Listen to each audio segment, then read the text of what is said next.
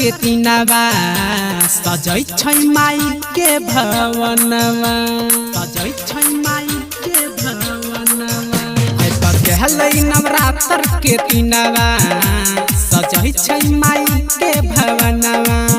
निम पत्ता हरियाई जना लागे ओ घताई संगे फुलावा चमेली चमके छै फुलायल कोयल कुहू कुहू कुह कई रे अरहु के फुलावा हदम कई रे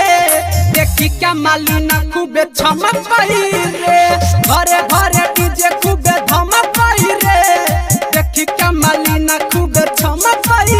रे देखी के मालिना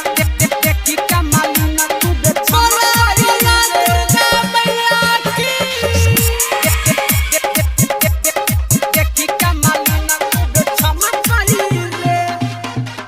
सब करै छै पूजा के तैयारी कैया के गोबर साली पही दुआरी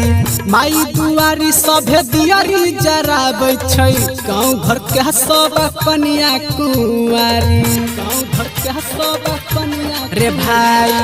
सभे करै छै पूजा के तैयारी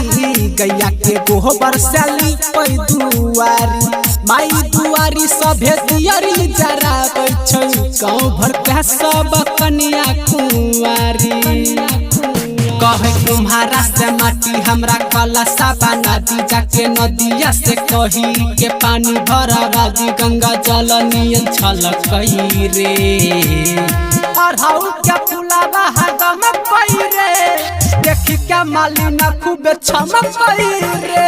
घरे घरे डीजे खूबे धमकई रे देखी के मालिना चमकई रे अरहु के फुलावा हदम कई रे देखी के मालिना खूबे चमकई रे